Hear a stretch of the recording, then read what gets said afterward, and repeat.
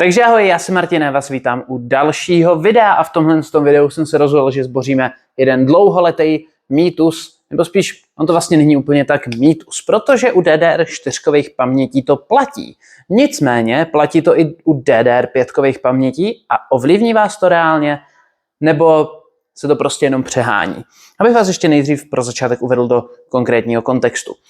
Není to tak dávno, co jsem začal prostě levnější v uvozovkách AM5 počítače stavět ze single channel 24 gigovou ramkou, protože cenově to prostě vycházelo dobře. Jak všichni možná víte, tak sehnat 2 osmičky DDR5 není úplně jednoduchý a když už se třeba objeví, tak jsou poměrně dost drahý. 32 GB DDR5, prostě 2 16 stojí přes 10 000 a dali se koupit, teďka už jsem koukal, že se koupit bohužel nedají, ale dali se koupit vlastně 2x24 gigový sety, takže 48 GB RAM dohromady, které vycházely něco kolem 11 000, což znamenalo, že potom vlastně jeden 24 gigový modul stál nějakých 5 500 zhruba, což je jako nádherná cena za 24 GB RAM v dnešní době. No já jsem to začal aplikovat na svých těch levnějších AM5 sestavách a když jsem to jako zveřejnil, dal jsem to někam na ty sociální sítě, tak mi tam jako plno lidí psalo jako do herního počítače single channel ramka, to si děláš srandu, ne? A nebo mi tam třeba psali, co ty jsi za odborníka, jak můžeš tam dát 24 GB RAM, nebo jako single channel RAM do herního kompu. No a mně jde o to, že já jsem pro tohle video udělal speciálně testy na DDR5 platformě, kde si otestujeme single channel 24 gigovou ramku a dual channel vlastně 2x24, takže 48 GB RAM, jestli nám to reálně udělá nějaký rozdíl v FPSkách. V rychlosti si tady představíme teda testovanou sestavu. Schválně jsem to zase testoval na takové jako v uvozovkách budgetové sestavě, kde není ani X3D procesor, který ještě víc jako zmírňuje ty dopady single channel paměti. Takže máme tady Ryzen 5 7500 F v kombinaci s Radeon RX 9060 XT 16 GB a je to tady v tomhle teda kompu. A důležitá ještě jedna věc předtím, než se pustíme, než vám ukážu ty testy, tak je důležité zmínit, jak vlastně fungují DDR5 paměti na rozdíl od DDR4 a proč fakticky u DDR5 pamětí ten rozdíl není tak velký. DDR5 paměť sama o sobě v jednom modulu vlastně kombinuje 2 32-bitový kanály, zatímco u DDR4 pamětí byl jeden 64-bitový kanál. Z toho důvodu vlastně už z podstaty věci ty DDR 4 paměti, tím, že byly v dual channelu, tak se jim značně jakoby zvyšovala propustnost sběrnice. Jo, propustnost na sběrnici u DDR5 paměti už je sama o sobě vyšší, proto to tolik už neovlivňuje právě jako dřív. A ještě zase před začátkem tohoto videa je důležité zmínit, že pokud bychom tady tohle video, který my si teďka ukážeme, zreplikovali ve Full HD rozlišení a do toho počítače místo 9060 XT dali 5090, tak ty rozdíly samozřejmě vyšší budou. Nicméně mě jde o to ukázat v praxi. Ukázat, jak to funguje v praxi a ukázat to u nějakého počítače, tak jak prakticky člověk na tom bude hrát, co si ho koupí.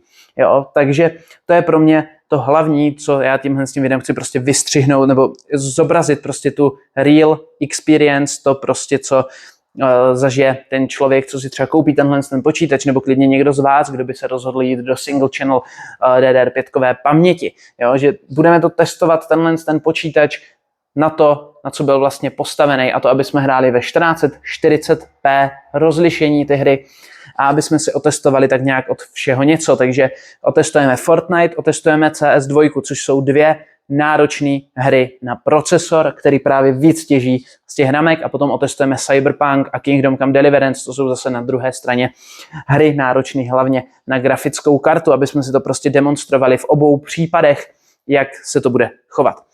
Já už to tady nebudu dál prodlužovat, my se jdeme pustit do těch testů, respektive jdu vám tady přehrát teďka ty testy a dám vám k tomu nějaký komentář, ať si můžete i vy sami o tom udělat nějaký názor, ať se na to můžete mrknout. Ještě předtím, než to pustím, všechny testy jsou na tomhle počítači, akorát jsem do něho potom přidal tuhle ramku a ve všech testech ty hry běží úplně ve stejném rozlišení, na stejný grafický nastavení, je to prostě 1:1 a jediný rozdíl je to, že je tam 1x24 anebo 2x24 GB RAM. Jdeme na to.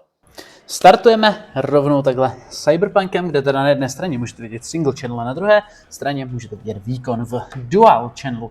Já jsem se to opravdu hodně snažil seřídit tak, aby to jako bylo co nejvíc u sebe té scény, ale no, ne úplně asi dobře se mi to povedlo. Nicméně nás asi zajímá hodnota average FPS, jo, kde můžeme vidět, že se pohybujeme 81-82. Jo, tady už to teďka trošku roste, protože ano, protože jsem to neúplně přesně srovnal, takže ve výsledku nejvíc vypovídající hodnotu nám to ukáže až přesně na konci. Ale i když se podíváme teďka na ty 1% low, anebo na 0,1% low, tak můžeme vidět, že máme nějakých 68 versus 72, 61 versus 64. Něco takového, což jako není úplně ten propad ve výkonu, jak se všude na internetu a tak podobně o tom mluví, ne? Nebo jako, kde mi chybí těch 30% výkonu?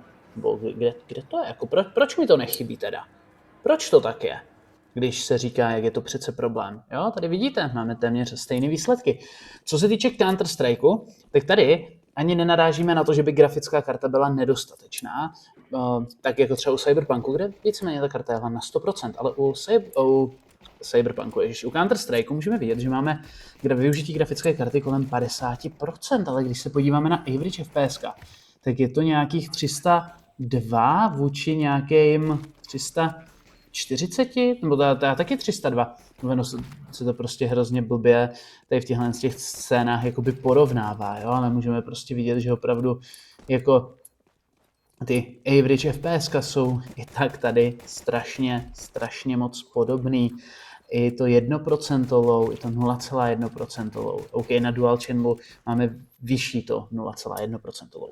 Tak teďka jumpujeme teda do Fortniteu. OK, ve Fortniteu ve 1440p rozlišení máme performance mod a tady už teda můžeme vidět, že ta grafická karta jako jede kolem nějakých těch 99%, takže téměř naplno. Ale zase, když se podíváme na na tu statistiku těch FPSek, tak zase můžeme pozorovat to, že ani v tom 1% anebo 0,1% low prostě nemáme žádný jako úplně převratný rozdíl. Jo? Já jsem zase záměrně jumpoval do stejné lokace, aby jsme to měli co nejvíc jako vyrovnaný, ale ono u těch multiplayerových her se to špatně jako odhaduje, nebo se to hůř jakoby měří a porovnává, protože v jedné hře ty hráči budou někde jinde, budou dělat jiné stavby, budou házet jiné efekty a tak podobně a v ten moment už prostě je to trošku jinačí. Já teďka ještě semka střihnu ten poslední záběr, aby to bylo zhruba na stejném místě v obou případech, což je vlastně tady na tomhle tom kopci. A teďka už skáčeme do Kingdom Come Deliverance, kde zase můžete teďka pozorovat ty snímky. Jo, OK, já jsem trošku trouba a zase jsem šel na jinou stranu. Jo? Ale tady už teďka jsme zhruba na stejném místě. A můžeme vidět, že average máme v jednom případě 47, v druhém 50 a 50 dokonce máme na single channelu. A když se podíváme i ty 1% low, máme vlastně na stejno. 0,1% low máme taky na stejno. Takže tady nás to absolutně neomezuje.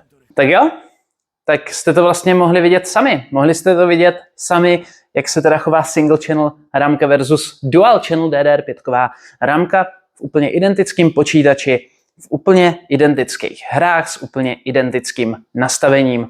Napište mi schválně dolů do komentářů, co na ty výsledky říkáte. Jestli vás to překvapilo, jestli jste čekali, že to bude horší, nebo jestli jste čekali, že to takhle dopadne.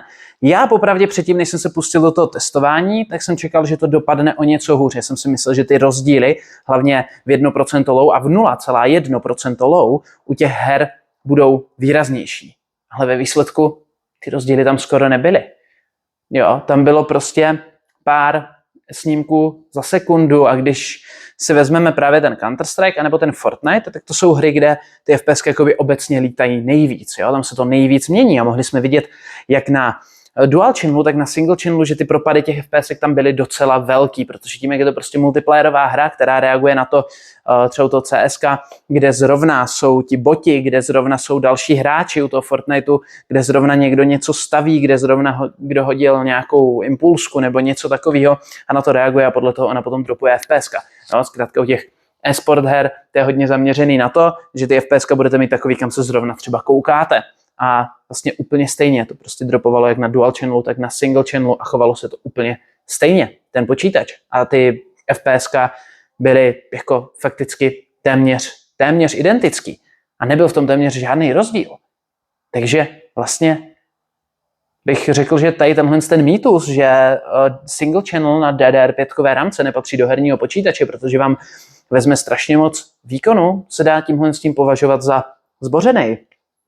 No, takže tak. Takže vlastně jenom tady tohle jsem vám chtěl prostě ukázat, jak to je, jak to v praxi funguje a jak to v tom reálném jako scénáři funguje, protože jak když jsem hledal na YouTube nějaký testy, tak jsem právě našel Full HD rozlišení s 5090 a s nějakým brutálně výkonným třeba Ryzenem třeba 9800 X3D.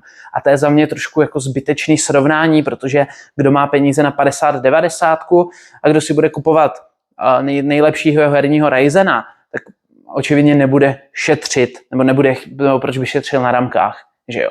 Ale pokud půjdeme právě tou cestou, že budeme mít jeden jako z nejlevnějších AM5 Ryzenů, k tomu budeme mít prostě takhle ušetřený ty peníze na těch ramkách, tak tady u tohohle to prostě dává smysl a myslím si, že tohle je třeba sestava, na které fakt jako má smysl to testovat a kde ty rozdíly právě jako pozorovat, protože tohle je něco, co vy budete mít doma a ne, že doma budete mít 5090 se single channel ramkou, že jo. Takže tak.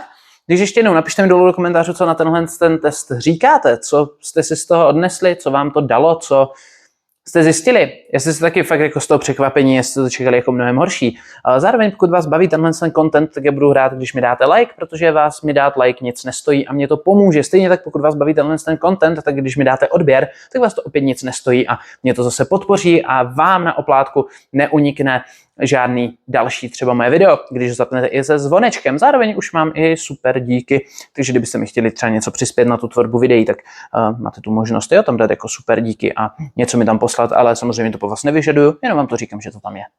No a pokud chcete koupit třeba ten počítač nebo jakýkoliv jiný počítač, tak na www.makpc.cz si aktuálně můžete vybrat z 9 počítačů, včetně tady tohohle. Z toho všechny počítače tam jsou ready to use, kompletně nachystaný prostě k použití, takže jenom objednáte, komp vám dorazí domů, vy ho vybalíte, zapojíte, zapnete a používáte a nemusíte se o nic starat. A pokud máte nějaký problém, tak mi napíšete nebo mi zavoláte a budeme to spolu řešit. Ale těch problémů naštěstí není nějaký velký množství a většinou, když se nějaký problém ukáže, tak je to vyřešený v rámci pár minut, jenom nějakým třeba nastavením a tak podobně. No, takže tohle by bylo všechno a já se na vás budu těšit u dalšího videa, takže mějte se hezky a ahoj!